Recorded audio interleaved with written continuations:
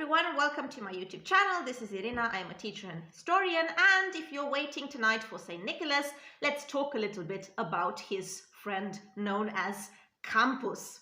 So Krampus is St. Nicholas' counterpart, evil counterpart. It's kind of like a twist, an evil twist on Santa.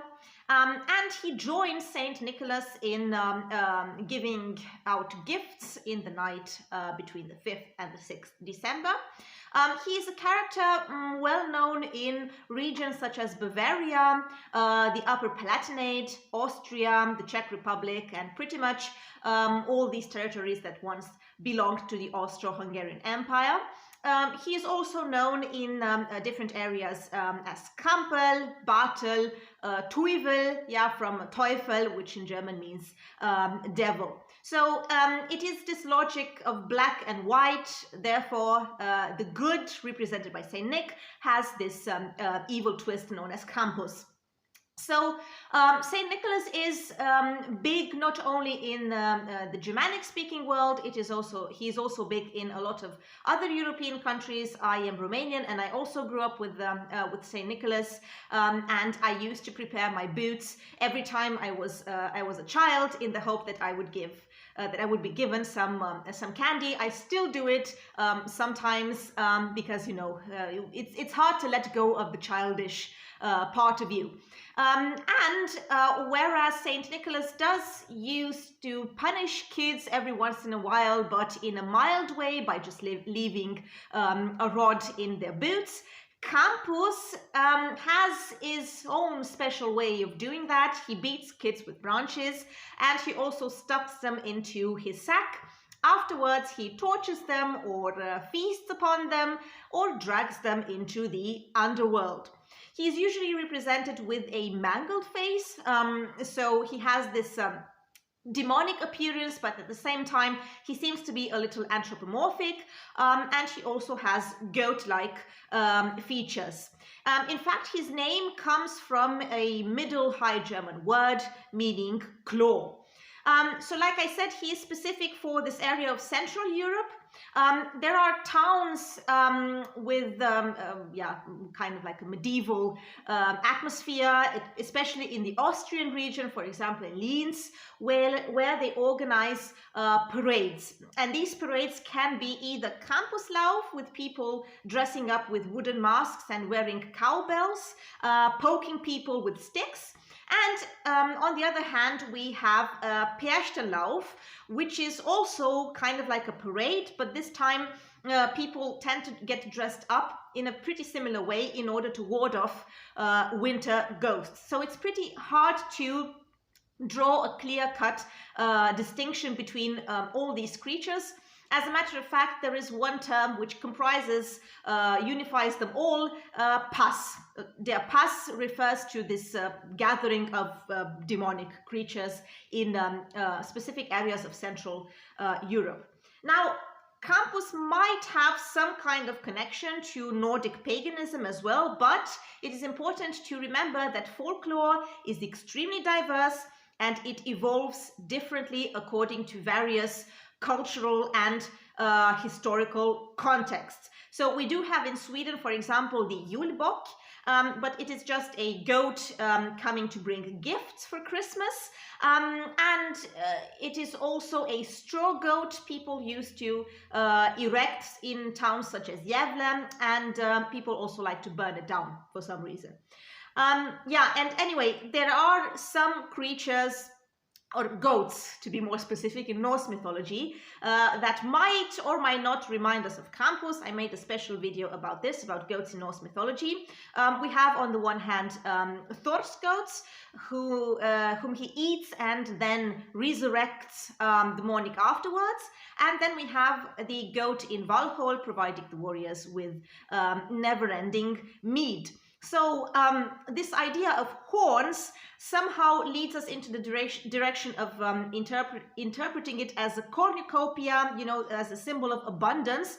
But at the same time, these horns, and usually, generally speaking, these goat-like creatures, are representative of the old heathen world, which needed to either be eradicated or integrated somehow, like in religious plays, for example, in the Middle Ages, where the devil used to be represented as a goat-like creature. On the other hand, there is something I've often seen online, and I mean here the fact that Krampus was the son of the goddess Hel from Norse mythology. That we don't really have evidence for that. I think that's just a later invention. Yeah. So if you want to look very concrete evidence and sources about this tradition of Krampus joining Saint Nicholas in his attempt to both deliver gifts and punishments, you have attestations in the 16th and 17th century, especially in monastery schools, where this gift giving tends to be more and more common, and Saint Nicholas to be joined by his devilish creatures. At the same time, the so-called Stubenspiele tend to be organized more and more often, the Christmas plays, in other words. There have been at the same time a lot of attempts from the part of the Catholic Church to ban Krampus celebrations during the Inquisition, but also in later times. So, for example, in 1934 by the Christian Conservative Party in Austria. This has worked only with limited effect. At the same time, we should also remember that similar companions, so to speak, for Saint Nicholas are to be found in characters such as Knecht Ruprecht.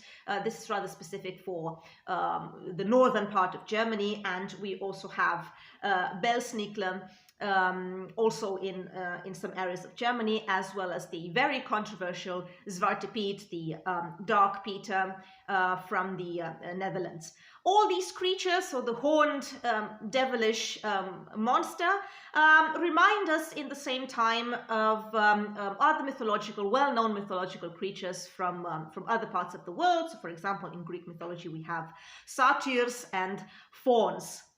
Why do we do this? Why do people like to get dressed in this mischievous, devilish way? Of course, there is this this idea of engaging in the pagan ritual by adopting the face or the identity of an animal that was specific for archaic societies, for example. And if we refer to the modern times, it's also, you know, like kind of this this way, this manner in order to get in touch with your more animalistic side, with your dark side, as opposite to, you know, all this lecturing about proper behavior and virtue, sin and punishment. As well as, let's say, a tendency to revitalize pagan beliefs or traditions, but not necessarily as an act of rebellion, since they are already an important part of Christian tradition and mythology. It's more like a masquerade ball, if you want. So it's something like a carnival. Yeah, we do it as a form of entertainment, to adopt different identities, to play with the darker identities as a form of escapism, if you will. Yeah, of course, like anything else in this world, this new tradition or revived tradition has also been commercialized quite a lot in the past years, and yeah, we don't know how it's going to evolve, if it's still going to be popular or not. But right now, it does tend to be, or at least in this region of Central Europe. And speaking of popular culture, there is a film known as Krampus. You can easily find it online. It is a adaptation in Americanized way, like a horror supernatural story. Quite entertaining, I would say. So I must confess I enjoyed it. And at the same time, there is a pretty nice series with both German and Austrian actors. It's called Der Pass. which is a wordplay referring both to a mountain pass and also to these creatures populating the Alpine region. And it is about a serial killer setting up his crimes as some kind of pagan rituals. So if you're into that kind of creepy stuff, yeah, that's definitely a series to look out for. All right, so thanks for listening to this short talk on Krampus and his meaning, and I do hope you get all the gifts you want. However, if Krampus does come to haunt you and drags you to hell, I'll guess I'll be meeting you there, but not before you subscribe. Thank you so much for supporting me. Take care and all the best.